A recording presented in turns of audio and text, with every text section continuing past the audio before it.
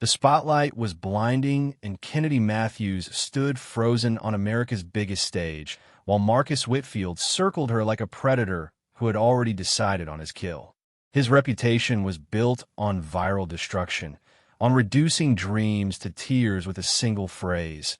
And tonight he had found his perfect victim, a 10-year-old girl in oversized shoes clutching a microphone with trembling hands. He demanded she sing without music, without preparation, without mercy, while cameras rolled and producers grinned backstage waiting for her to break. But there was something Marcus didn't know about the quiet child standing before him. Something her late mother had left buried deep inside her. Something that grief and survival had shaped into a power he could never have anticipated. And when Kennedy finally opened her mouth, she was about to show the world that the most dangerous voices aren't the ones that shout the loudest. Just before we get back to it, I'd love to know where you're watching from today, and if you're enjoying these stories, make sure you're subscribed. The theater lights blazed like 1,000 suns, transforming the historic Paramount Auditorium into a cathedral of ambition and dreams. Tonight marked the season finale of America's biggest televised talent showcase, and the energy crackling through the packed venue felt almost electric. 2,500 people filled every seat from the orchestra section to the uppermost balcony, their excited chatter creating a constant hum of anticipation. Camera crews positioned themselves at strategic angles, their lenses ready to capture every moment of triumph or devastation that would unfold on the grand stage. The host, a polished woman in a shimmering gold dress, strode to center stage as the audience erupted in applause. She raised her microphone with practiced ease, her smile bright enough to rival the spotlight. Ladies and gentlemen, thank you for joining us for this incredible night of talent. We have something very special planned for you. Our guest judge tonight needs no introduction. He sold over 50 million albums worldwide, won countless awards, and his honest critiques have launched careers and broken hearts in equal measure.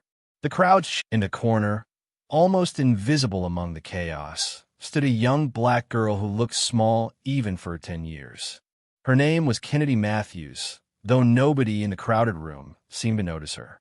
She wore a simple white blouse that had been carefully ironed, a navy blue skirt that reached just past her knees, and black shoes that were slightly too big, the kind you buy hoping a child will grow into them. Her hair was pulled back into 2 neat braids, secured with plain elastic bands. In her hands, she clutched a worn purple backpack, the fabric faded from years of use.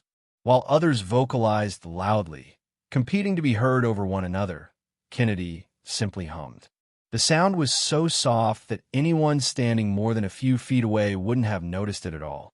Her eyes were closed, her body swaying almost imperceptibly to some internal rhythm that belonged only to her.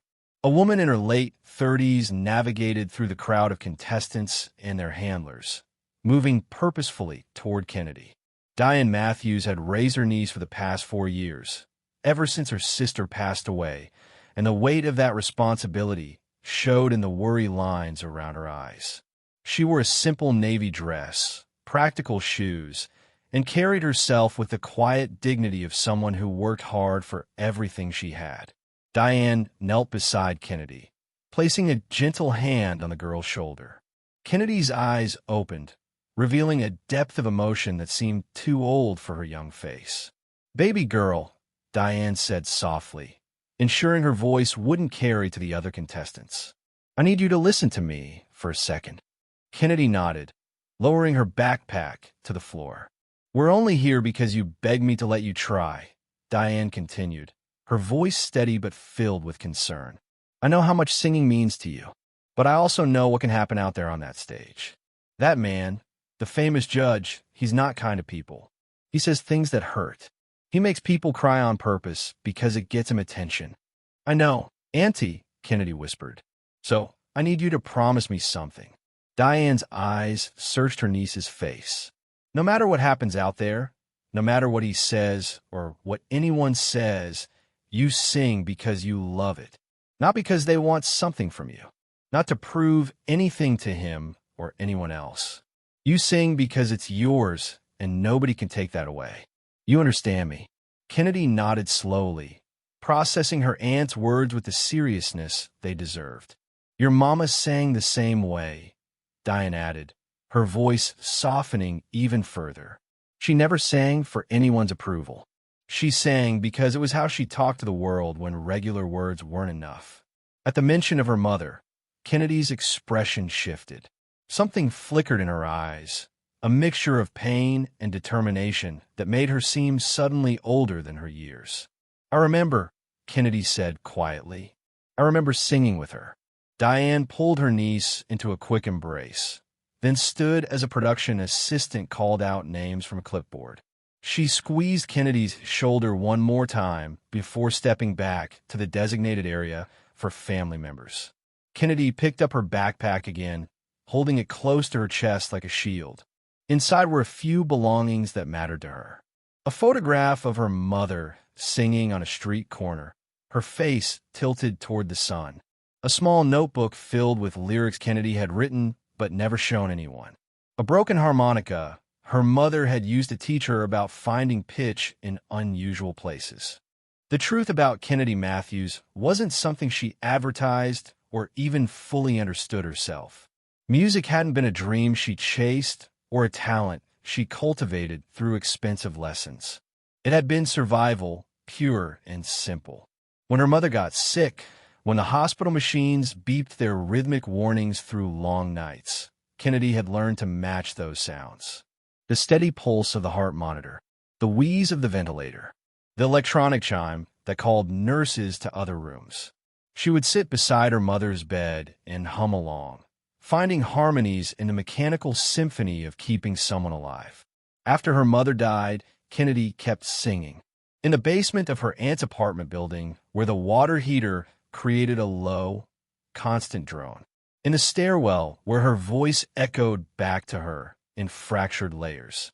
On the fire escape at night, when the city sounds created their own kind of music. She sang to cope with loneliness, with grief, with the weight of missing someone so badly it felt like a physical ache. She never told anyone that singing wasn't really about performing. It was about feeling less alone.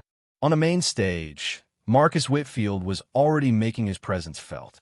A young woman had just finished a pop ballad, her voice technically proficient, but lacking in originality. Marcus leaned back in his chair, his expression one of exaggerated boredom. "Let me ask you something," he said, his voice carrying easily through the theater. "Did you practice that song by listening to the original artist? Or did you just swallow the CD whole and hope for the best?"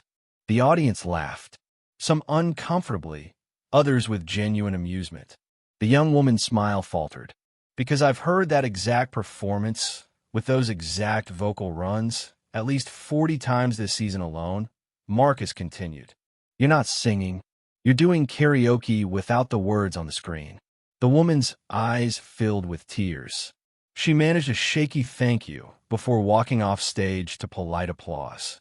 The cameras captured every second of her humiliation, and within moments, the clip would be trending online.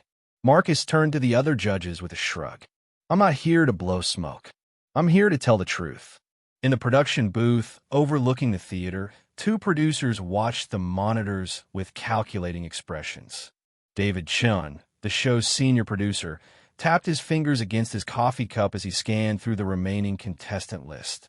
Beside him, his assistant producer Sarah Bennett scrolled through social media reactions to Marcus's latest takedown.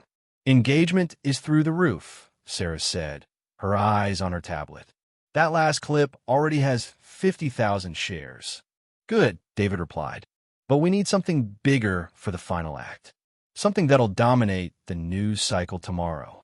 Sarah pulled up the contestant database on the main screen. Her eyes landed on Kennedy's profile. A terrible idea began to form. "What about the kid?" she asked, highlighting Kennedy's information. David looked up, studying the photo of the small girl with the serious expression. "The 10-year-old? What about her?" "She's young, she's nervous, and she's going up against Marcus Whitfield," Sarah said slowly. You've seen how he gets with contestants who show any weakness. If we move her up in the order, catch him while he's already on a roll, it'll be viral gold. David hesitated for only a moment before reaching for his headset. Do it. Move her to the next spot. In the backstage area, a production assistant with a clipboard approached Kennedy. You're up next, sweetheart. Follow me. Kennedy's stomach dropped. She'd been expecting to wait at least another hour based on the original schedule. Diane noticed the sudden change and tried to approach, but another assistant politely blocked her path, explaining that only contestants could enter the stage wings. Kennedy followed the production assistant through a maze of curtains and equipment, her two big shoes making soft scuffing sounds on the floor. She could hear the audience applauding for something, their collective voice washing over her like a wave. The assistant led her to the side of the stage, just out of view from the audience, and told her to wait for her cue. From this vantage point, Kennedy could see everything. The massive stage stretching out beneath lights that seemed bright enough to melt metal. The judge's table with Marcus Whitfield lounging in his chair like a king on a throne.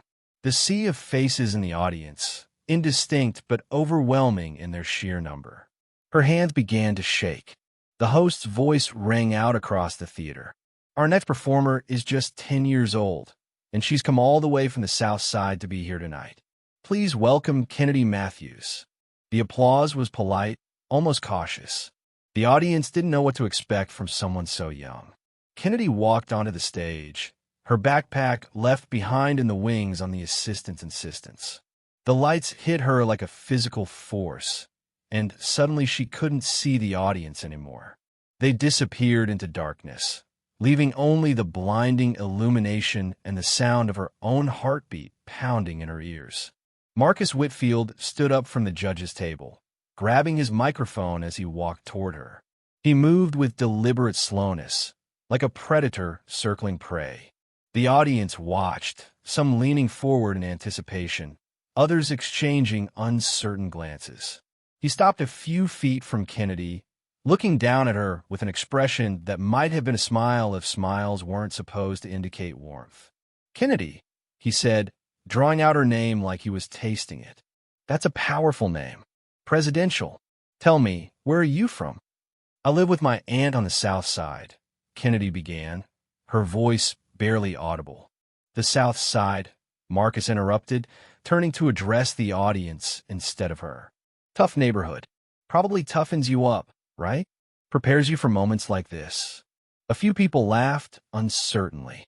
Kennedy said nothing, unsure if he actually wanted an answer or if he was just performing for the crowd. Marcus turned back to her, his eyes sharp. "So you think you can sing? Is that why you're here? You think you have what it takes to stand on this stage?" "I just like to sing," Kennedy answered honestly. "You just like to sing," Marcus repeated, his tone making the words sound almost foolish. "Well, that's sweet. That's really sweet. But you see, Kennedy, lots of people like to sing. They like to sing in their cars, in their showers, in their living rooms where nobody can hear them mess up. But this," he gestured broadly at the theater, "this is different. This is about being a professional, about having the skill and the courage to deliver when it actually matters." He walked in a slow circle around her, and Kennedy felt her chest tighten. This was already going wrong, and she hadn't even sung a single note yet. "How old did they say you are?" 10. Marcus continued. "When I was 10, I was still singing in the children's choir at my church. You know why? Because my voice hadn't developed yet. Because I didn't have the range or the power or the control to do anything more than blend in with 20 other kids." The audience laughed again, louder this time.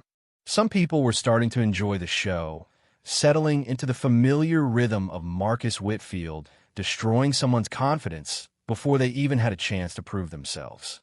Marcus stopped directly in front of Kennedy, crouching slightly so they were eye to eye. "I'm not trying to be mean, Kennedy. I'm trying to be honest. Do you understand the difference?" Kennedy nodded, though she wasn't sure she did. "Good," Marcus said, standing back up. He addressed the audience again, his voice taking on a theatrical quality. "Here's what we're going to do. I want to see if this young lady has any real talent, or if she's just another kid who got told she could sing by people who love her too much to tell her the truth. He snapped his fingers at the band. No music, no warm-up, no second chances. His eyes returned to Kennedy. You're going to sing for us right now, a cappella, and we're going to find out exactly what you're made of.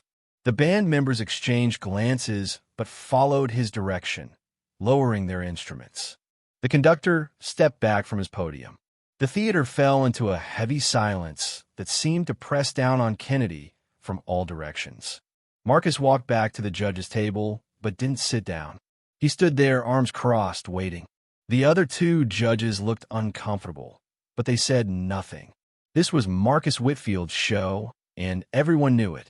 Kennedy stood alone under the lights, looking out at the darkness where thousands of invisible people waited to judge her. Her mouth felt dry. Her hands trembled at her sides. She had sung in so many places before, but never like this. Never with so much attention, so much expectation, so much potential for humiliation. She thought about her aunt's words. Sing because you love it, not because they want something from you. She thought about her mother, about late nights in the hospital when singing was the only thing that made the fear feel smaller. She thought about all the times she had found her voice in broken places, matching notes to sounds that weren't meant to be musical at all. Kennedy closed her eyes, shutting out the lights and the crowd and the famous singer waiting to tear her apart. She opened her mouth and let the first note emerge. It came out soft and shaky, barely more than a whisper of melody. The sound carried through the vast theater, fragile and uncertain. Somewhere in the audience, someone coughed. A few people shifted in their seats. The note wavered and died. Marcus Whitfield raised his hand immediately, cutting her off before she could continue. No, no, no. Stop. Just stop. Kennedy's eyes opened, finding him standing with his hand raised like a teacher, stopping a wrong answer. That's not singing, Marcus said, his voice dripping with disappointment. That's breathing with pitch. That's a scared little girl making scared little sounds. This is a professional stage, Kennedy. We need to hear you, not strain to catch whispers. The audience laughed, and this time there was less discomfort in it. They were settling into the entertainment of watching someone fail. Marcus seemed to consider something, then made a decision. He gestured to one of the stagehands. Bring me a stool. Bring it right here, center stage. A stool was quickly produced and placed directly in front of where Kennedy stood. Marcus walked over and sat down on it, positioning himself so close to her that she could see the fine lines around his eyes, the calculated cruelty in his smile. I'm going to sit right here, he announced to the audience, because I want everyone to see exactly what happens when nerves destroy a dream. I want this to be a learning moment. For Kennedy, and for everyone watching who thinks that wanting something badly enough is the same as deserving it. The camera zoomed in, capturing Kennedy's face as tears began to well in her eyes. In the production booth, David and Sarah exchanged satisfied looks. This was exactly the kind of content that would dominate social media for days. Marcus continued, his voice taking on a teaching tone that somehow made everything worse. Kennedy, I'm going to give you a challenge. I'm going to name specific notes, and I want you to hit them. Can you do that? Kennedy nodded, not trusting her voice to speak. We'll start simple, Marcus said. He sang a clear middle C. Match that. Kennedy sang the note back to him, her voice still quiet but accurate. Good, Marcus said, though his tone suggested it was anything but. He sang a higher note, a G above middle C. Now this one. Kennedy matched it, her pitch perfect even as her confidence wavered. Interesting, Marcus murmured. Then, without warning, he jumped to a much higher note, a C in the soprano range that even trained singers would find challenging. Hit this. The audience gasped. Several people shook their heads, already anticipating the failure. In the wings, Diane Matthews gripped the curtain so tightly her hands ached, watching her niece being systematically humiliated on live television. Kennedy stared at Marcus, understanding exactly what he was doing. He was choosing notes designed to expose her limitations, to prove his point that she didn't belong on this stage. These weren't notes that told a story or created music. They were weapons. But something was shifting inside her. The fear that had gripped her moments ago was beginning to transform into something else. Something quieter but stronger. She thought about her mother again, about what Diane had said. Your mama never sang for anyone's approval. She sang because it was how she talked to the world when regular words weren't enough. Kennedy took a breath and sang the high C. The note emerged clear and controlled, not forced or strained. It hung in the air for a moment before fading. Marcus's smile flickered, just for a second. He recovered quickly, jumping to an even higher note, a punishing E-flat that most adult singers would need significant warm-up to attempt safely. And this. The crowd had gone quieter now. The laughter was dying. Some people were starting to lean forward, sensing that something unexpected might be happening. Kennedy closed her eyes again. She found the note in her mind, felt in her chest, and released it. The pitch was perfect. A woman in the front row whispered to her companion. How was she doing that? Marcus stood abruptly from the stool, and for the first time since he'd walked onto the stage, his confidence seemed to crack. He looked at Kennedy with an expression that was hard to read. Not quite anger, not quite respect, something uncomfortable in between. One more, he said, his voice tighter now. He turned to the audience, forcing his showman persona back into place. I want everyone to understand something. What I'm about to ask her to do is something that even trained professionals struggle with. I'm talking about vocal control that takes years to develop. He sang a complex sequence of notes, deliberately including a technique called a melisma, where multiple notes flow on a single syllable. It was showy, impressive, and very clearly designed to be impossible for a 10-year-old child with no formal training. His own voice wavered slightly on the highest note, a tiny imperfection that most of the audience probably missed. Now, Marcus said, looking directly at Kennedy, if you can repeat that exactly as I just sang it, I will personally apologize to you in front of everyone here. The theater held its breath. The cameras captured every angle. This was the moment the producers had been hoping for, the peak of the humiliation before the inevitable breakdown. Kennedy looked at Marcus Whitfield, this famous man who had built a career on breaking people down, and something in her expression changed. The fear was still there, but it no longer controlled her.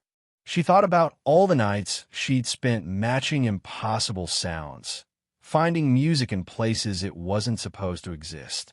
She whispered, barely audible, "Can I start over?" Marcus's smile was cruel. "No." Kennedy nodded slowly, accepting this. Her hands, which had been trembling since she walked on stage, gradually stilled. She looked out at the darkness where the audience waited, invisible beyond the lights. And then she stopped trying to please anyone. She stopped worrying about the challenge, or the humiliation, or the cameras capturing her potential failure. Instead, she did what her mother had taught her to do without ever saying it out loud. She chose her own note. The sound that emerged from Kennedy Matthews wasn't the sequence Marcus had demanded. It was something entirely different. A single, sustained tone that seemed to come from somewhere deeper than her small body should have been able to access. It wasn't loud, but it carried through the entire theater with perfect clarity, cutting through the silence like light through glass. After choosing her own note instead of following Marcus's impossible challenge, Kennedy had released a single, sustained tone that seemed to defy the limitations of her small body. The sound hung in the air of the Paramount Auditorium, clear and haunting, reaching every corner of the vast space without strain or force. It wasn't what Marcus Whitfield had demanded, but it was undeniably powerful. The reaction in the theater was immediate and physical. People who had been slouching in their seats straightened up as if pulled by invisible strings. A judge at the table who had been smiling moments ago found her expression fading into something closer to confusion. Someone in the balcony section leaned forward over the railing, trying to get a better view of the small figure on stage. A man near the front row mouthed a single word that his companion couldn't quite hear, but understood from the shape of his lips. What? Marcus Whitfield stood frozen, his microphone hanging loosely at his side. For a man who had built an entire career on never being caught off guard, on always having the perfect cutting remark ready, this moment of speechlessness was remarkable. The note Kennedy had sung wasn't just accurate. It was placed with the kind of precision that came from somewhere beyond technical training. He recovered with a laugh, but it sounded forced, awkward in a way his usual performance never did. "Okay, that was cute," he said, his voice carrying across the stage. "Very cute. You can hit one note cleanly. Congratulations. But let's see if you can actually follow direction." He sang another note, this time choosing a pitch even higher than before, a soaring tone that pushed into the upper registers where most voices became thin and strained. He expected her to fail. He needed her to fail. The entire structure of this interaction, the arc he had constructed for the audience, depended on her eventually breaking down under the pressure. "Now try this," Marcus said, the challenge clear in his voice. Kennedy looked at him for a long moment. She wasn't thinking about the note itself or whether she could reach it. She was thinking about something her mother had told her years ago, back when singing had just been a game they played together. Her mother had said that notes weren't just sounds you made with your throat. They were feelings you shaped into something other people could hear. The trick wasn't to force your voice to go somewhere it didn't want to go. The trick was to find where that note already lived inside you and let it out.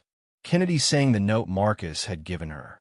She reached it smoothly, without the strain or push that would have indicated she was working at the edge of her range. But she didn't stop there. As the notes sustained, she layered something else over it, a harmonic that created depth and richness. It was a technique that classical singers spent years trying to master, this ability to make one voice sound like two. In the orchestra pit, the musicians exchanged startled glances. The conductor, a man named Richard Holloway who had worked with some of the finest singers in the world, slowly lifted his hands from where they had been resting on his podium. He didn't give any signal, didn't motion to his players. He simply raised his hands in a gesture of recognition, the way you might acknowledge something rare and unexpected. The double tone Kennedy had created resonated through the theater, mathematical in its precision, but emotional in its impact. It was the kind of sound that made people forget to breathe. Marcus interrupted, his voice cutting through the moment like scissors through silk. "That's enough." But this time, the audience didn't stay silent. A few people booed. Not loudly, not in a coordinated way, but the sound was there. A clear signal that the crowd was no longer fully on Marcus's side, no longer content to watch him systematically humiliate a child for their entertainment. Kennedy stopped singing, her eyes opening as the note faded. She looked different than she had when she first walked onto this stage. The fear was still present in the set of her shoulders, in the way she held herself small and contained. But there was something else now, too. A quiet awareness that she had just done something that surprised even herself. Marcus seemed to sense he was losing control of the narrative. He walked toward Kennedy again, his movements quick and deliberate. "You know what I find interesting?" he said, addressing both her and the audience. "You're clearly not trained. No vocal coach taught you to do what you just did. So I'm curious, where did you learn this?" It was the first question he'd asked that sounded genuinely interested rather than calculated to diminish. Kennedy's answer was simple and direct. "I learned by listening." "Listening to who?" Marcus pressed, crouching down again to her eye level. "Who taught you to control your voice like that?" Kennedy hesitated.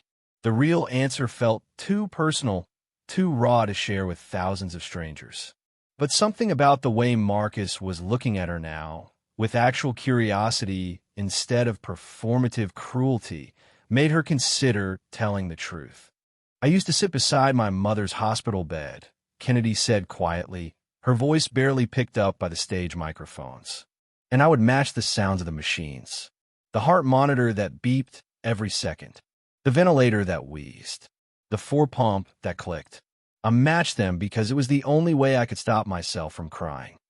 The theater, which had been filled with murmuring and movement moments before, went completely still. Even the camera operators seemed to forget their jobs for a moment, their lenses drifting slightly out of focus before they corrected themselves. Marcus straightened up slowly. His expression had changed again, the showman persona slipping to reveal something more complicated underneath. "Your mother was sick? She died when I was 6, Kennedy said. She was a singer too. She used to perform on street corners and in subway stations. She had perfect pitch, and she could hit notes that made people stop walking and just listen. I learned from her, but I also learned from being without her." The mood in the Paramount Auditorium had transformed completely. The laughter that had rippled through the crowd earlier was gone, replaced by something heavier and more human. A few people in the audience were visibly crying. Others sat with their hands pressed to their mouths, as if physically holding back their emotions.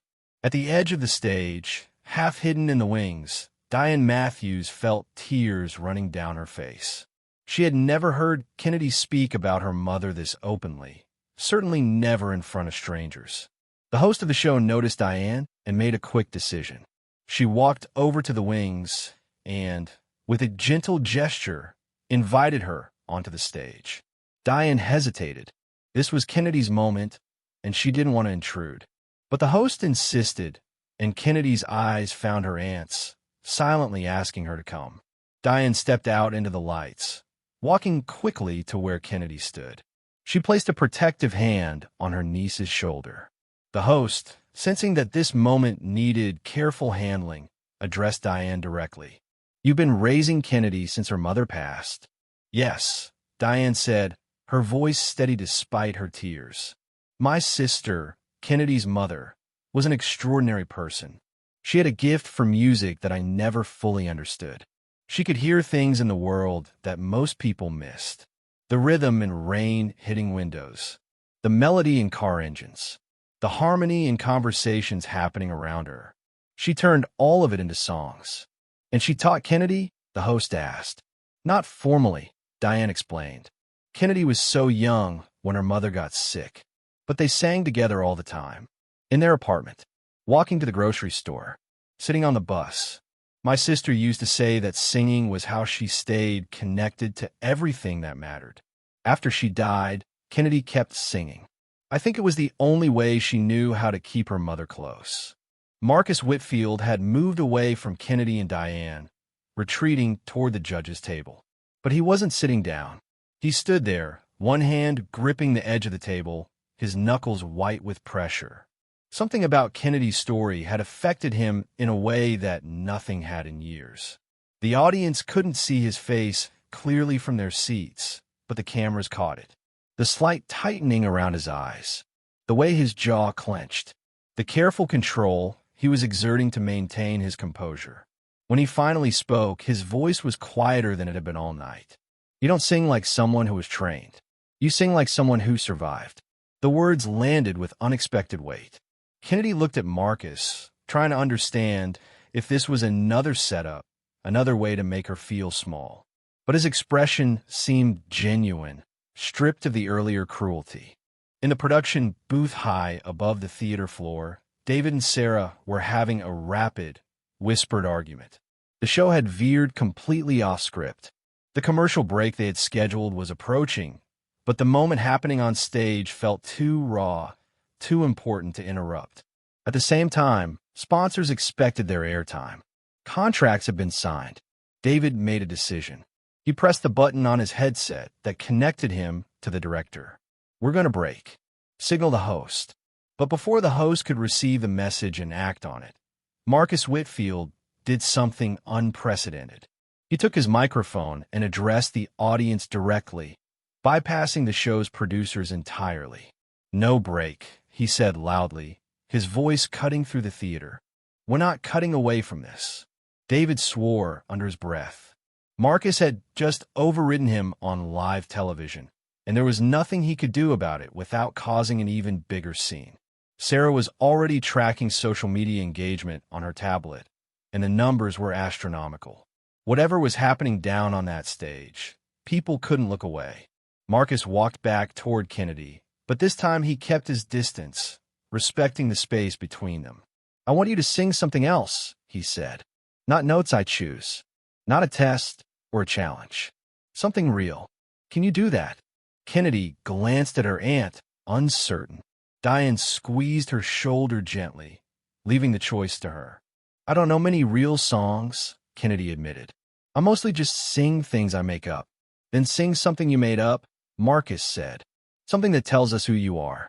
The request hung in the air. Kennedy's mind raced. She had dozens of melodies in her head, fragments of songs she hummed to herself when she couldn't sleep or when a world felt too heavy. But she had never performed them for anyone. They were private, personal pieces of herself she'd never intended to share. "I wrote something," Kennedy said hesitantly, "after my mother died, but I've never sung it in front of anyone before." "What's it about?" the host asked gently. Kennedy thought about how to answer. "It's about trying to be heard when nobody's listening. About having something inside you that feels too big to keep quiet but too scary to let out." Marcus nodded slowly. "That's real. That's what I want to hear." But before Kennedy could respond, one of the show's producers, Sarah, came rushing down from a booth. She approached the stage with the production assistant in tow, both of them trying to look professional while clearly operating in panic mode. She whispered urgently to the host, who looked uncomfortable with whatever she was being told. The host reluctantly spoke into her microphone. "I'm being told we need to take a quick commercial break." The audience groaned in disappointment. They wanted to hear Kennedy sing, wanted to see where this unexpected moment would lead. But Marcus had other ideas. He looked directly up at the production booth, where he knew David and Sarah had been moments before. "We're not breaking," he said again, his voice firm. "This child is going to sing, and we're going to let her do it without interruption. The sponsors can wait." Sarah looked panicked, unsure of what to do. Marcus Whitfield was the show's biggest draw, the reason millions of people tuned in every week. Contradicting him publicly could create a scandal, but letting him hijack the production created its own set of problems. Then something unexpected happened. The audience began to chant, "Let her sing. Let her sing." It started with a few voices in the front rows and spread quickly, becoming a unified demand that filled the entire theater. The cameras captured it all, the organic uprising of thousands of people choosing the human moment over the commercial break. David, watching from a booth, realized he had lost. There was no way to cut to commercial now without looking like the villain. He gave the signal to continue. The host, relieved, smiled at Kennedy. "It looks like you have the floor." But there was still a problem. Behind the stage, in the orchestra pit, the band members sat waiting for direction. They had been told earlier by one of the producers that they were not to accompany Kennedy if she sang again. It was a sabotage tactic, a way to ensure she would fail without the support of professional musicians. If she tried to perform a complex piece a cappella, any mistake would be magnified. Kennedy didn't know about this interference. She only knew that she was standing on a stage in front of thousands of people, being asked to share something she had kept private for 4 years. She looked at her aunt, who nodded encouragement. She looked at Marcus, whose expression was unreadable but no longer hostile. She looked out at the darkness where the audience waited. "I'll sing it without music," Kennedy said, accepting what she thought was just the format rather than deliberate sabotage. She closed her eyes, trying to find the calm space inside herself where the song lived. In her mind, she could see the small bedroom she shared with her aunt, the window that looked out over the alley, the ceiling she stared at on nights when sleep wouldn't come. That was where this song had been born, whispered into darkness when there was no one to hear but herself. Kennedy began to sing. The first lyric was soft, almost fragile. "I talk to the ceiling because it never talks back. The walls know my secrets. The floor feels my weight. I sing to the empty space between heartbeats." The melody was simple but haunting, built on a minor key that gave it a melancholic beauty. Her voice, which had been uncertain when she first stepped onto this stage, now carried a different quality. Not powerful in volume, but powerful in authenticity. Every word felt true. The theater had never been so quiet.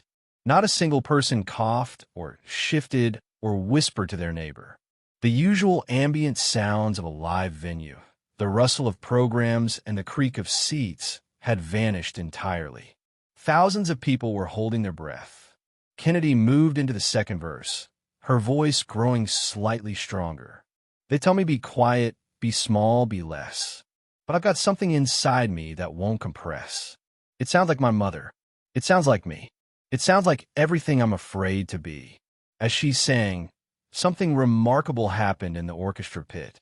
A single violin player, a woman named Jessica Chun, who had been explicitly told not to perform, couldn't help herself. She raised her instrument and began to play, soft and careful, finding the melody Kennedy was creating and supporting it without overwhelming it. The conductor noticed and made no move to stop her. Then a piano player joined in, adding gentle chords underneath Kennedy's voice. Then a cello. Then the whole string section. Within moments, the full orchestra was playing, but they weren't leading the music. They were following Kennedy, adapting to her phrasing, her breath, her choices. It was backward from how these collaborations normally worked, and it was extraordinary. Kennedy felt the music rising around her and opened her eyes.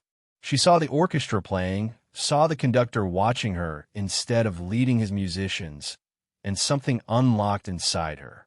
The fear that had been constricting her chest loosened. Her voice opened up. She sang the bridge, moving through ranges that normally belonged to different types of singers. Her voice dropped into a rich, warm tone that resonated in her chest, then climbed into a clear, crystalline pitch that seemed to float above the orchestra. She wasn't straining or pushing. She was simply allowing her voice to do what it naturally could, unimpeded by doubt or the weight of others' expectations. The massive screens flanking the stage, which were supposed to show close-ups of the performers, had accidentally been left on automatic mode. The cameras captured members of the audience with tears streaming down their faces. A man with his hands pressed together as if in prayer. A woman with her eyes closed, swaying slightly to the melody. A teenager filming on their phone with shaking hands. The screens created a mirror, showing the audience their own emotional response to what they were witnessing. At the judges' table, Marcus Whitfield had stopped moving entirely.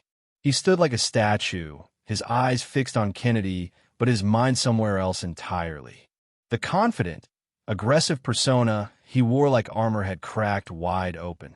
His breathing had become shallow and rapid. One hand gripped the edge of the table so hard that his fingers had gone white. The other two judges noticed his reaction. They had worked with Marcus for 3 seasons and had never seen him look like this. Vulnerable, shaken, almost frightened. Kennedy reached the final verse of her song. So, I'll sing to the ceiling until it learns to listen. I'll sing to the silence until it starts to shimmer. I'll sing because I'm here. I'll sing because I can. I'll sing until the empty spaces understand. And then she held the final note. It started as a pure, sustained tone that filled every corner of the Paramount Auditorium. Then, impossibly, she began to modulate it. The pitch shifted slightly, creating subtle variations that added texture and emotion. It was a technique called vibrato control, something that professional opera singers train for years to master. Kennedy was doing it instinctively, naturally, as if it were the most obvious thing in the world. The note went on. 5 seconds, 10 seconds, 15 seconds. The orchestra held their accompaniment, creating a foundation for her voice to soar above. The audience forgot to breathe. Time seemed to stretch and bend around the sound. When Kennedy finally let the note fade, when the last vibration of sound died away into silence, the stillness that followed felt sacred. Nobody moved. Nobody applauded. Everyone simply sat in the aftermath of what they had just heard, trying to process it. Then the theater exploded. The entire audience rose to their feet as one, applause crashing over the stage like a physical force. People weren't just clapping. They were shouting, crying, embracing strangers beside them. The standing ovation went on, waves of sound that showed no sign of diminishing. Kennedy stood at the center of the stage, small and overwhelmed, as thousands of people celebrated what she had shared.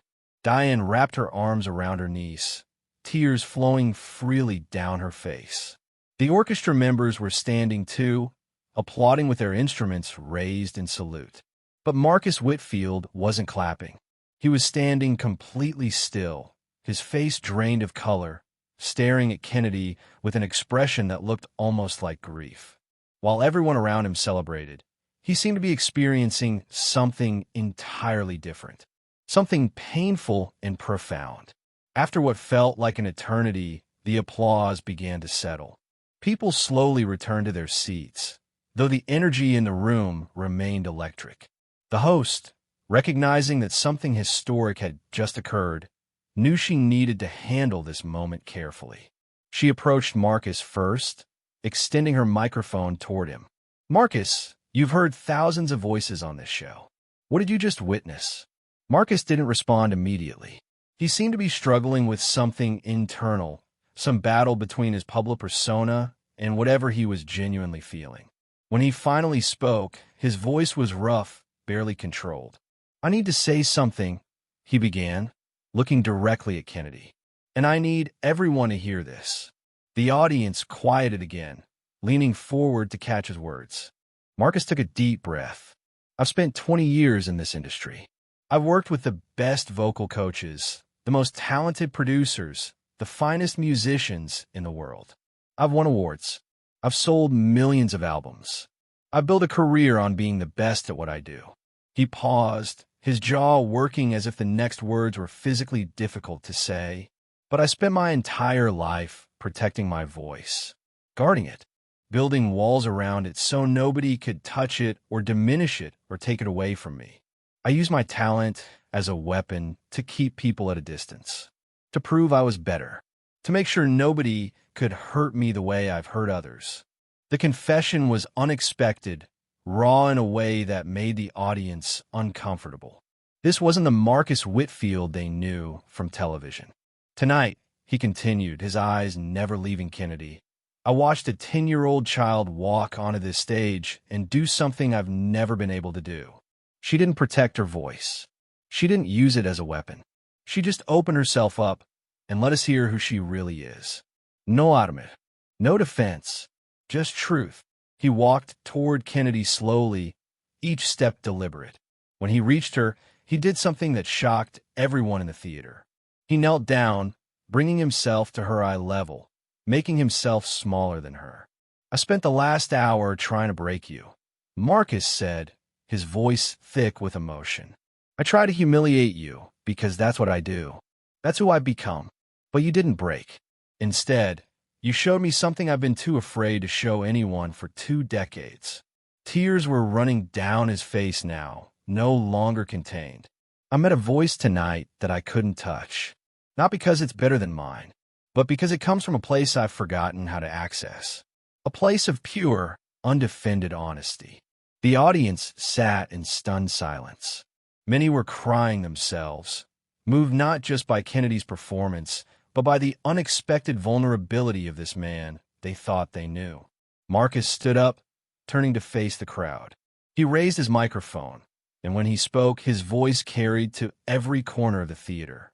"Where'd you learn to do that?" he asked Kennedy one final time. Kennedy, standing beside her aunt with tears on her own cheeks, answered simply, "From my mother, and from being brave enough to miss her out loud." Marcus nodded slowly, as if this answer contained some truth he'd been searching for. The cameras captured everything. The tears, the transformation, the moment when cruelty gave way to recognition. The host, sensing this was the perfect place to pause, signaled for a break. The screens faded to commercial, but in the theater itself, the moment continued. Marcus stood on stage, no longer performing for the cameras, simply existing in the aftermath of something that had changed him. And Kennedy Matthews, the quiet girl from the South Side who had walked onto this stage expecting to be destroyed, had instead revealed something so powerful that even the man who tried to break her had been forced to recognize its worth. The commercial break ended, but the atmosphere in the Paramount Auditorium had fundamentally changed. What had begun as a typical talent showcase, complete with its predictable rhythms of triumph and failure, had transformed into something nobody in the theater could have anticipated. The audience settled back into their seats with an unusual quietness, as if afraid that speaking too loudly might shatter whatever fragile magic had been created on that stage. Marcus Whitfield remained where he had been standing, center stage, his earlier composure completely stripped away. The cameras focused on him as the broadcast resumed, capturing a man who looked nothing like the confident, cutting Judge America had come to know. His eyes were still red from crying, his carefully styled hair slightly disheveled from running his hands through it during the break. Kennedy stood a few feet away, her aunt's hand still resting protectively on her shoulder. The girl looked exhausted, the adrenaline that had carried her through her performance now fading and leaving behind the reality of what had just happened. She had shared something deeply personal with thousands of strangers, and the weight of that vulnerability was beginning to settle over her. The host, a professional who had navigated countless unexpected moments in her career, approached Marcus carefully. She extended her microphone toward him, sensing that he still had more to say. "Marcus," she said gently, "you asked Kennedy where she learned to sing like that. She answered you.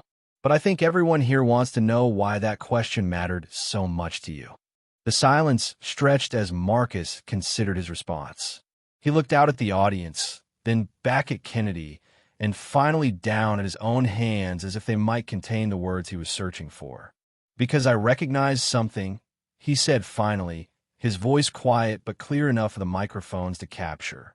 "When she sang, when she hit those notes and created that sound, I heard something I lost a long time ago." He paused, gathering himself. The audience waited, patient in a way they rarely were. "I need to tell you all something that very few people know," Marcus continued.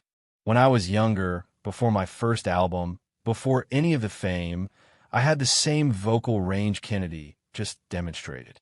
I could move between registers seamlessly. I could sustain notes that seemed impossible. I had control that vocal coaches told me was once-in-a-generation rare." A murmur rippled through the crowd. This was not common knowledge. Marcus Whitfield's current vocal abilities were impressive, but limited compared to what he seemed to be describing. "When I was 23, I was recording my second album," Marcus said. "I was pushing too hard, singing without proper rest, ignoring my vocal coach's warnings because I thought I was invincible. During one session, I felt something tear in my throat.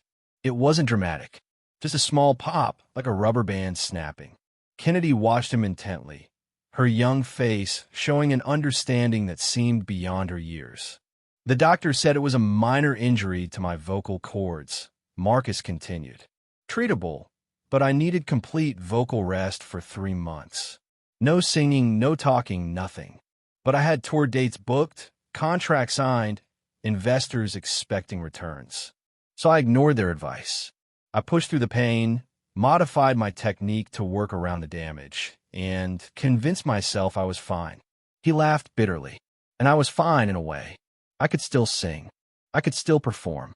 I still had a career. But that upper register, that seamless control, that thing that made my voice special, it was gone. And I've spent 20 years pretending it didn't matter, building a career around what I could still do while burying the grief of what I'd lost." The confession hung in the air like smoke. The audience absorbed it, understanding dawning on faces throughout the theater. "So, when you asked me where I learned to sing," Marcus said, looking directly at Kennedy, "you touched something I've been protecting for 2 decades. Because you have what I threw away. You have it naturally, instinctively, and you don't even understand how rare it is." Kennedy's voice was small, but steady when she responded. "I'm sorry you lost that. Marcus shook his head. Don't be sorry. Be careful. Be smarter than I was. He turned to address the audience again. This child has a gift that shouldn't exist in someone her age, with her lack of formal training. And the first thing I did when I encountered it was try to destroy it. Not because she didn't deserve to be here, but because she reminded me of everything I used to have. The theater had gone completely silent again. Even the production crew in the booth had stopped their usual constant chatter, transfixed by what was unfolding. I built a career on tearing people down, Marcus said, his voice growing stronger, on using my position and my reputation to make others feel small. I told myself I was being honest, that I was just speaking truth that everyone else was too polite to say. But the real truth is that I was punishing people for having what I lost, for still having hope, for still believing their voices mattered. He looked at Kennedy, and when he spoke next, his words were directed only to her, though everyone could hear them. You asked me where you learned to do what you do. The answer is that you learned it from pain, from loss, from finding beauty in broken things. That's something no vocal coach can teach. That's something that comes from surviving and choosing to sing anyway. Kennedy's eyes filled with tears, but she didn't look away from him. I spent my life protecting my voice, Marcus said, echoing his earlier words. You spent yours using your voice to protect yourself. That's the difference between us. That's why what you did tonight was something I couldn't touch, no matter how hard I tried. The host, sensing this was a pivotal moment, stepped forward. Kennedy, do you have anything you want to say? Kennedy looked at Marcus for a long moment. This famous man who had tried to humiliate her and then broken down in front of everyone. When she spoke, her words were simple and direct, carrying the kind of wisdom that sometimes comes from experiencing loss too young. My mama used to say that everybody's voice tells a story, Kennedy said quietly. And sometimes the story is about what you lost, not just what you have. I think your voice still tells a story, even if it's different from the one you started with. Marcus closed his eyes, and fresh tears traced paths down his face. The simplicity of her forgiveness, the generosity in her understanding, seemed to break something else open inside him.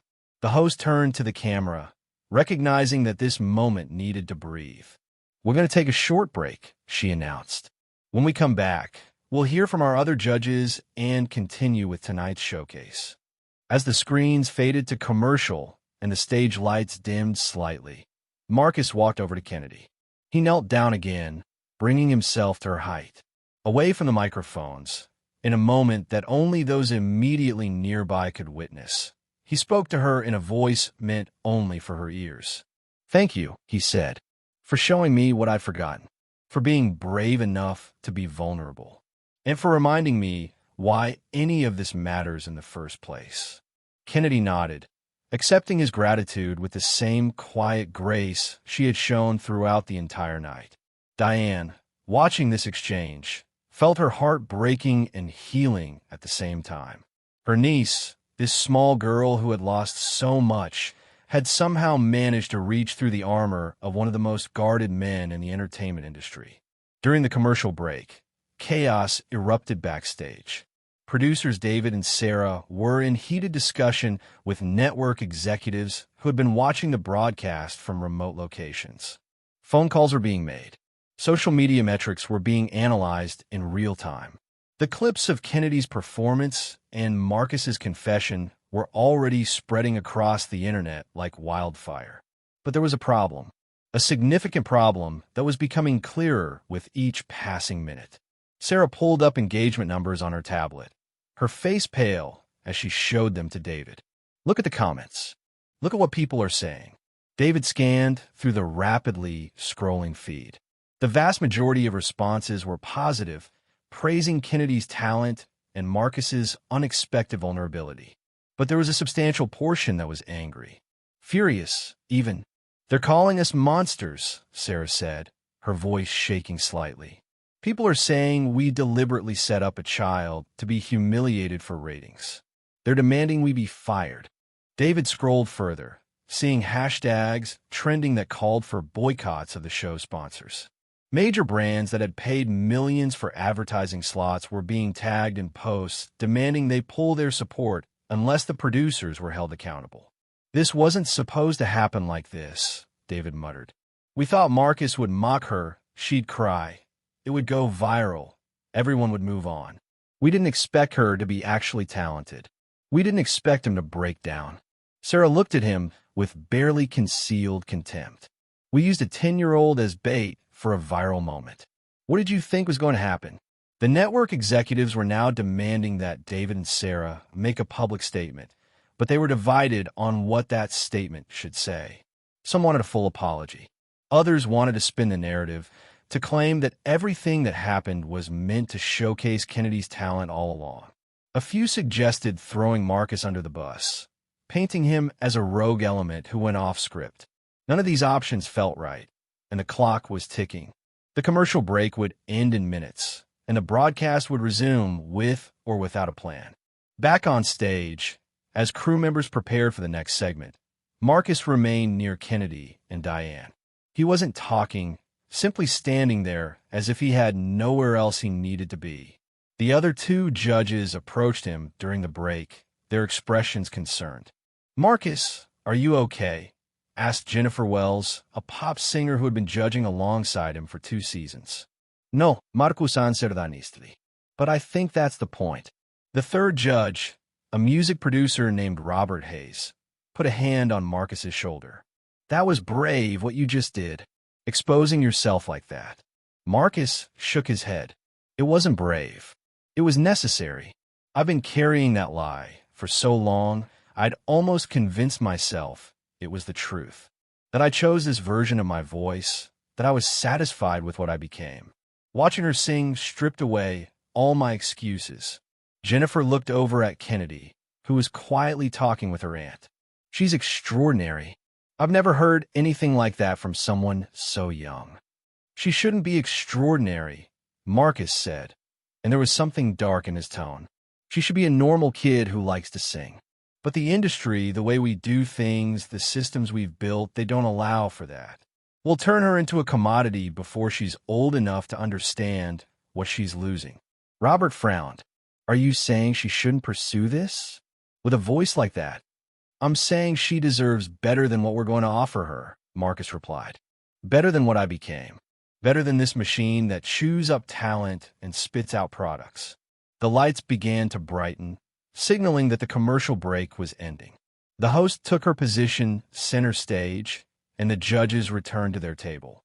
But the energy had shifted. Everyone involved in the production knew that what happened next would be scrutinized, analyzed, and potentially used against them. As the broadcast resumed, the host addressed the camera with a carefully practiced smile. "Welcome back to our season finale. We've just witnessed something truly special, and now we'd like to hear from our other judges. Jennifer, what did you think of Kennedy's performance?" Jennifer leaned forward, choosing her words carefully. "I think we all just saw something that very rarely happens in this industry. A voice that hasn't been manufactured or coached into conformity. Kennedy, you sang from a place of pure authenticity, and that's something no amount of training can create." She paused, glancing at Marcus before continuing. "But I also think we need to acknowledge what happened here tonight. The way this performance was set up, the challenges that were presented, they weren't designed to showcase Kennedy's talent. They were designed to expose weakness. And I think we all need to examine why that's become our default approach to evaluating artists." The statement was carefully worded but pointed. She was calling out the show's format without directly attacking Marcus or the producers. Robert spoke next, his deep voice carrying weight. "Kennedy, I've worked with some of the most talented vocalists in the world. I produced albums for artists who've won every major award. And what you did tonight was unlike anything I've encountered. But I want to echo what Jennifer said. You shouldn't have had to prove yourself under those circumstances. No one should." The audience applauded, appreciating the judge's willingness to acknowledge the problematic nature of what had occurred. The host turned to Kennedy. "How are you feeling right now?" Kennedy looked tired, overwhelmed, but there was also something else in her expression. A quiet strength that hadn't been there when she first walked onto the stage. "I feel like I sang my mama's song," Kennedy said simply. "And people heard it. That's what I wanted." It was such a pure, uncomplicated answer that it made the host's carefully prepared follow-up questions feel inappropriate. Instead, she simply nodded and moved to wrap up the segment. But before she could speak, Marcus stood up from the judges' table. He walked to center stage again, and the host instinctively stepped back, allowing him the space. "I need to say one more thing," Marcus announced, his voice steady now. "Kennedy, I want to make you an offer, and I want to make it publicly so everyone understands my intentions." The audience leaned forward. Diane's hand tightened on Kennedy's shoulder. "I would like to fund your musical education," Marcus said. "Voice lessons, music theory, whatever training you want. But there are conditions." Kennedy looked at him warily, and Diane's expression turned protective. "The first condition is that you get to choose what kind of training you receive," Marcus continued. "Not me, not any record label, not anyone trying to mold you into what they think you should be. You decide." He paused, making sure she understood. "The second condition is that there are no contracts, no obligations, no strings attached. This isn't an investment in your future career. This is an investment in protecting what you already have. And the third condition," Marcus said, looking at Diane now, "is that your aunt has final say over everything. If she thinks something isn't right for you, it doesn't happen. Period." The offer hung in the air. It was generous, unexpectedly so, and it was being made in front of millions of witnesses. But Diane wasn't smiling. She was studying Marcus with the skeptical eye of someone who had learned not to trust easy promises. "Why?" Diane asked simply. Marcus met her gaze directly. "Because I don't want her to make the same mistakes I did. I don't want her to lose what makes her special by chasing what the industry tells her matters. And because I owe her more than I can ever repay for what she showed me tonight." Diane looked down at Kennedy. "Baby girl, this is your choice. What do you think?" Kennedy considered the offer seriously, her young face thoughtful. "Can I still sing in a hospital?" The question surprised everyone. Marcus blinked, confused. "The hospital? I go to the children's ward sometimes," Kennedy explained.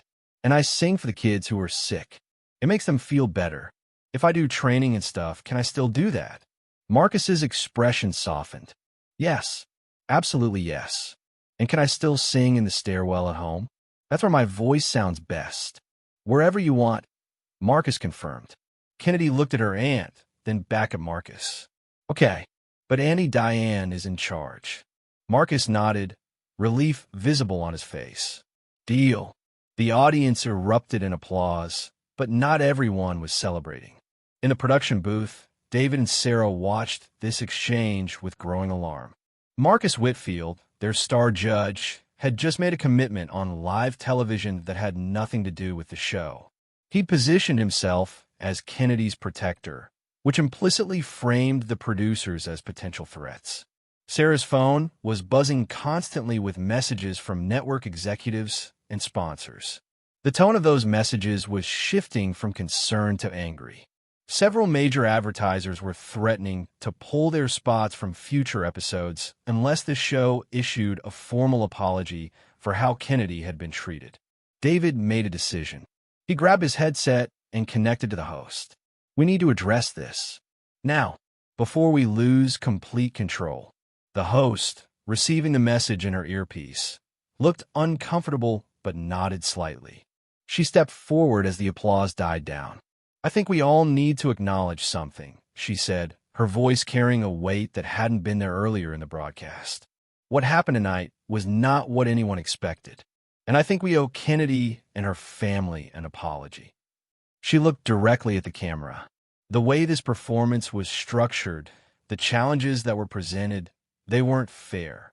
They were designed to create a certain kind of television, and we lost sight of the fact that Kennedy is a child who deserves to be treated with respect and care. It was a carefully crafted apology, written by producers in real time and fed to her through her earpiece. But it felt hollow, a corporate response to a human moment.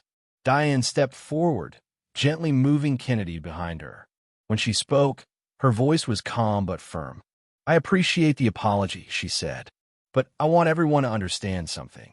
We didn't come here tonight looking for fame or a recording contract or any of that. Kennedy asked to audition because she loves to sing, and I thought it would be a good experience for her." She looked around the theater, her gaze taking in the judges, the host, the cameras. "But what I watched happen to my niece tonight was not a good experience. It was cruelty disguised as honesty. It was a powerful man using his position to make a child feel small. And the only reason it turned into something beautiful is because Kennedy is stronger than anyone gave her credit for." The audience was silent, hanging on her every word. "So I'm grateful to Mr. Whitfield for his offer, and I'm grateful that he recognized his mistakes," Diane continued. "But I need all of you to understand that Kennedy's voice is hers. It doesn't belong to this show or to the industry or to anyone who wants to use it for their own purposes.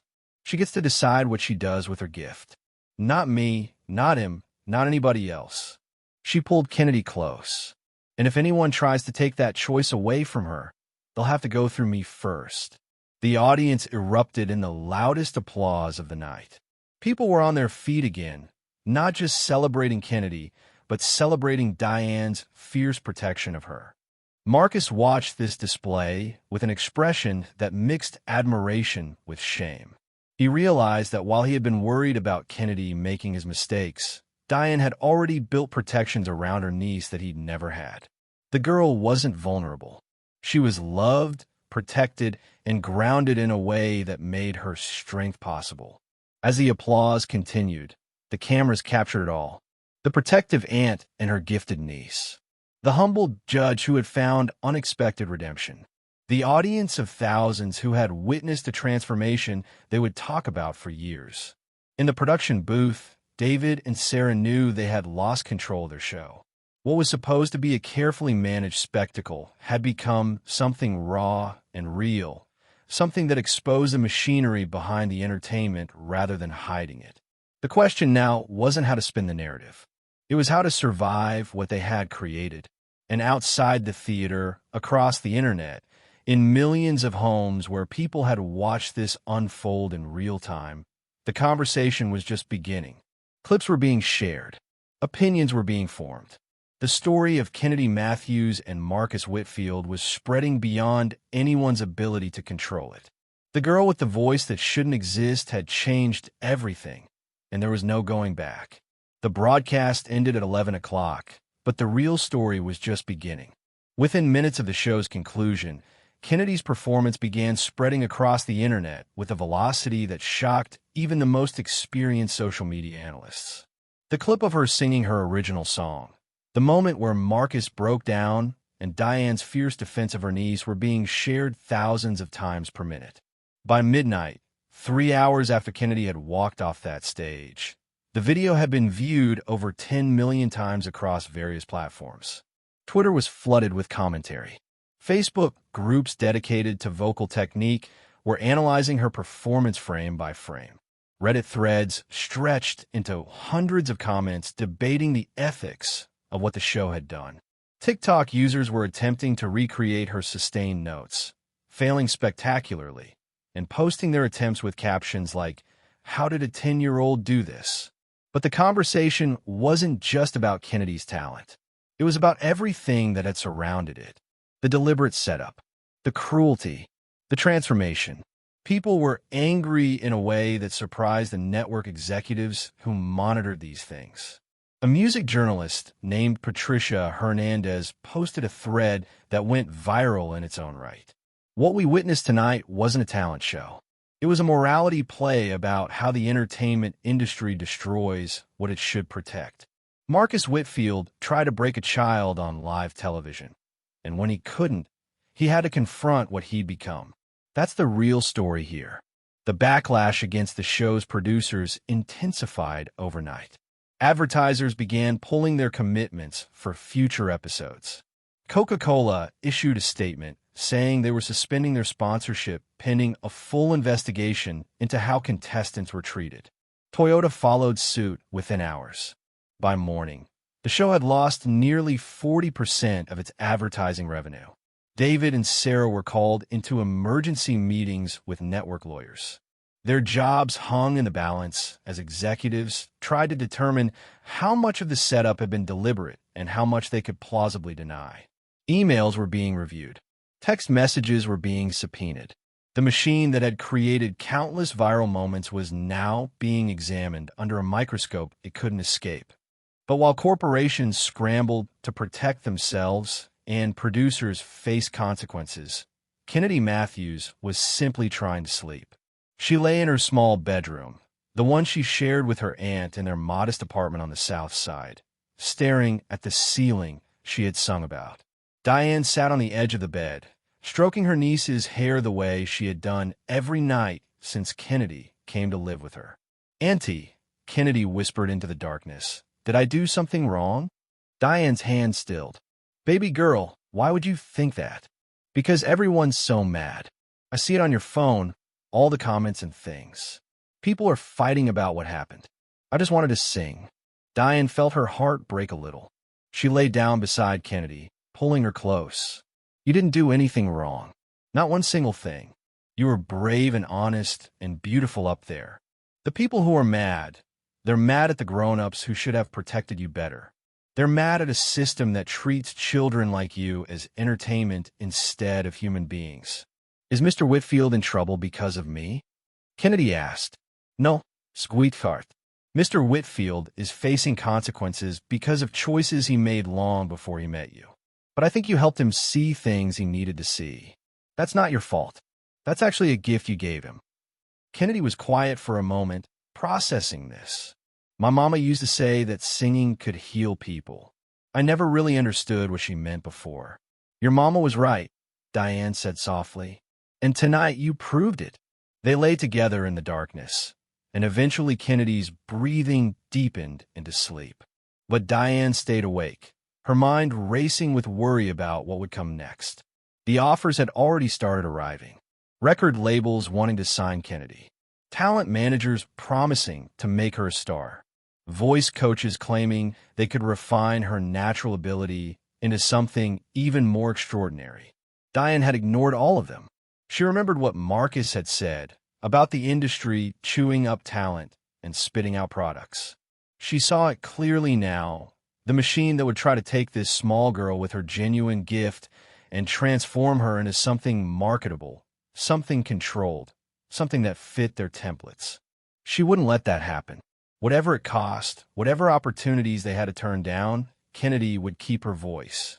Her real voice, the one that came from grief and survival and love. Across the city, in a penthouse apartment that overlooked Lake Michigan, Marcus Whitfield sat alone with a glass of whiskey he hadn't touched. His phone was exploding with messages. His publicist had called 17 times. His manager was threatening to fly in from Los Angeles. Everyone wanted to know what he was going to do next, how he was going to manage this crisis, what his strategy would be for damage control. But Marcus wasn't thinking about damage control. He was thinking about that moment on stage when Kennedy had sung her song, when she had opened herself up completely, and he had seen reflected back at him everything he had lost. Not just his vocal range, his humanity, his connection to why music mattered in the first place. He stood and walked to his piano, an instrument he rarely played anymore despite having spent thousands of hours at it during his youth. His fingers found the keys, and he began to play softly, searching for a melody that had been buried for 20 years. The notes came haltingly at first, rusty from disuse, but gradually they formed into something recognizable. It was a song he had written when he was 19, before the fame and the injury and the bitterness. A song about hope and possibility and the pure joy of creating something beautiful. He had never recorded it, never performed it publicly, because by the time he had the platform to share it, he no longer believed in what it said. But now, sitting in his empty apartment with the city lights glowing through his windows, he played it through from beginning to end. And when he tried to sing it, his voice cracked and wavered, unable to hit the notes he had once commanded effortlessly. But he kept singing anyway, letting the imperfect sounds fill his expensive, lonely home. For the first time in 20 years, Marcus Whitfield was singing for no one but himself. The next morning brought a media frenzy that neither Kennedy nor Diane were prepared to handle. News vans appeared outside their apartment building before sunrise. Reporters called their phones despite having no idea how they'd obtain the numbers. Neighbors who had barely spoken to them before suddenly wanted to share their stories of always knowing Kennedy was special. Diane made a decision. She packed a small bag, took Kennedy out through the building's service entrance, and they stayed with a friend in a different neighborhood. They needed space, time to process what had happened without the world demanding immediate reactions. But while they hid from the chaos, the conversation continued without them. Music industry professionals weighed in. Vocal coaches posted technical breakdowns of Kennedy's performance. Child psychologists warned about the dangers of exposing young talent to public scrutiny. Think pieces appeared in major publications debating everything from the ethics of talent shows to the racial dynamics of a black child being humiliated by a white judge. Marcus issued a statement through his publicist, but it wasn't the carefully crafted PR response his team had prepared. He wrote it himself, and it was raw and honest. I spent 20 years building a career on cruelty. I told myself I was being honest, that I was just saying what everyone else was thinking. But the truth is I was punishing people for reminding me of what I'd lost. Kennedy Matthews showed me something I'd forgotten, that vulnerability is not weakness, and that the most powerful voices are the ones that come from truth rather than technique. I don't expect forgiveness, but I am committed to doing better. Starting now. The statement was shared millions of times. Some people praised his honesty. Others said it was too little, too late. A few pointed out that his redemption shouldn't overshadow Kennedy's talent or the systemic problems his behavior represented. But Marcus wasn't looking for praise or redemption. He was looking for a way forward that didn't involve using people as stepping stones to maintain his own relevance. 3 days after the broadcast, Marcus received a call from Diane. She had gotten his private number from the show's producers, who reluctantly provided it after she made it clear she would go to the press if they didn't facilitate contact. "Mr. Whitfield," Diane said when he answered, her voice cautious. "Kennedy and I have been talking about your offer." Marcus sat up straighter, his heart suddenly racing. "And we want to accept it, but with some additional conditions." "Name them," Marcus said immediately. "First, we want everything in writing. Legal contracts that specify exactly what you're offering and what you're not entitled to. Kennedy's aunt gets approval over all decisions. No exceptions. Done. Second, we want you to stay away from us for at least 6 months. No visits, no check-ins, no public appearances together. You've got your own healing to do, and we've got ours. The money and the resources are appreciated, but we don't want your guilt or your need for redemption tangling up Kennedy's education." Marcus flinched, but he understood. "I can do that." And third, Diane said, her voice softening slightly, "when those 6 months are up, if Kennedy wants to see you or she wants to talk to you about music or singing or any of this, you show up. Not as a judge or a celebrity or as someone trying to fix their reputation. Just as someone who understands what it's like to have a gift that scares you." Marcus's throat tightened. "I promise." "Okay then," Diane said. "Our lawyer will be in touch with yours." She hung up, and Marcus sat holding his phone, feeling something he hadn't felt in years. Not relief, exactly, but maybe the beginning of it. The possibility that his worst moment could lead to something better, not for himself, but for someone who deserved it. Weeks passed. The initial frenzy died down as the internet moved on to new controversies and new viral moments. The talent show was canceled, its final episode having exposed too much of the ugly machinery behind the entertainment. David and Sarah were let go, their careers in television effectively over. Several of the show's sponsors faced their own reckonings, forced to examine their complicity in funding entertainment that profited from humiliation. But for Kennedy Matthews, life gradually returned to a new kind of normal. She went back to school, where her classmates treated her with a mixture of awe and awkwardness.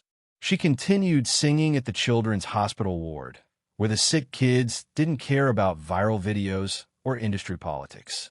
They just wanted to hear her voice, to feel for a few minutes like the world contained something beautiful. The money Marcus had committed provided resources Diane and Kennedy had never imagined having access to. They hired a vocal coach, but not one of the famous, expensive ones who wanted to reshape Kennedy's technique. Instead, they found a retired opera singer named Helen Morrison who specialized in protecting and nurturing young voices. Helen's first instruction to Kennedy was simple: never sing to please anyone but yourself. Kennedy also continued her regular education. Diane was adamant that singing would be part of her life, not all of it. She needed friends and homework and soccer practice and normal childhood experiences that had nothing to do with her gift. 6 months after the broadcast, on a crisp autumn afternoon, Kennedy asked her aunt if she could see Marcus Whitfield. "Are you sure?" Diane asked. "You don't know him anything, baby girl." "I know," Kennedy said, "but I've been thinking about what he said, about protecting what you have. I want to ask him about that, about how he lost his voice and what I should watch out for." Diane called Marcus, and 2 days later, they met in a small rehearsal space at a community music center. It was neutral ground, far from cameras and crowds. Marcus arrived early, nervous in a way he hadn't been before performances in front of thousands. When Kennedy walked in with Diane, she looked taller somehow, though only 6 months had passed. She carried herself with quiet confidence that hadn't been there on that stage. "Hi, Mr. Whitfield," Kennedy said simply. Kennedy. You can call me Marcus if you want." They sat together while Diane stayed nearby, but gave them space. Kennedy asked questions about vocal health, about warning signs to watch for, about how to know when you were pushing too hard.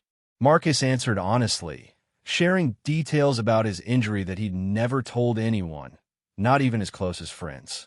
"The thing is," Marcus said, "I thought my voice was who I was. So when I damaged it, I felt like I'd lost myself. But I was wrong. Your voice is something you have, not something you are. Don't make my mistake of confusing the two." Kennedy thought about this. "But my voice is how I remember my mama, how I keep her close. Doesn't that make it part of who I am?" Marcus smiled sadly. "The memory of your mother is who you are. The voice is just one way you honor that. If you lost your voice tomorrow, you'd still be Kennedy Matthews. You'd still be the girl brave enough to sing her truth in front of thousands of people who wanted to see her fail. That's who you are." They talked for an hour, and when it was time to leave, Kennedy surprised Marcus by giving him a quick hug. "Thank you for helping me," she said, "and for letting me help you too." After they left, Marcus sat alone in the rehearsal space for a long time. He pulled out his phone and scrolled through his contacts, finding the number for his old vocal coach, the one who had begged him to rest his voice all those years ago. He hadn't spoken to her in over a decade. He called. She answered, and Marcus said the words he should have said 20 years earlier. "You were right, and I'm sorry. Can you help me learn to sing again? Not the way I used to, but the way I am now." 2 years after the broadcast that changed everything, Kennedy Matthews turned 12 years old. She was still singing, still training with Helen Morrison, still performing at the children's hospital. But she was also playing soccer, struggling with pre-algebra, arguing with her aunt about bedtime, and living a life that belonged to her. The viral video was still out there, still being discovered by new people who shared it with wonder and outrage. But Kennedy rarely watched it anymore. She had moved forward, taking her voice with her, but refusing to let it define her entire existence. Marcus Whitfield released a small, independent album that year. It featured songs he'd written as a teenager and young man, performed with his current, damaged voice. The album didn't sell millions of copies or win major awards, but it was honest, and it was his, and for the first time in 20 years, he was proud of his work. He attended one of Kennedy's small recitals at the Community Music Center, sitting in the back row where he wouldn't be noticed. He watched her perform a piece she'd written about fireflies and summer nights, and the way small lights could push back darkness. Her voice had matured slightly, gained depth without losing its clarity. After the recital, as the audience applauded, Kennedy looked toward the back of the room and found Marcus's eyes. She smiled and gave a small nod, acknowledging his presence without needing to make it into something bigger than it was. And Marcus smiled back, understanding finally what he had spent 20 years trying to learn, that the most powerful thing a voice could do wasn't dominate or impress or prove superiority. It was connect. It was heal. It was remind people of their shared humanity. Kennedy Matthews had taught him that on a stage in front of thousands of people, and every time she sang, whether to a packed theater or a single sick child or just the ceiling of her small bedroom, she proved it again. The girl with the voice that shouldn't exist had found exactly where she belonged. Not on a pedestal or in a spotlight controlled by others, but in her own life, singing her own songs on her own terms. And that, more than any viral moment or standing ovation or industry recognition, was the real victory. She hadn't lost her voice. She had found it, and she had decided for herself what to do with it. That decision, that fundamental ownership of her gift, was something no one could ever take away. When the world tries to silence you, will you have the courage to sing louder, or will you let them decide what your voice is worth? If this story moved you, hit that like button and subscribe for more stories that remind us all what real strength looks like.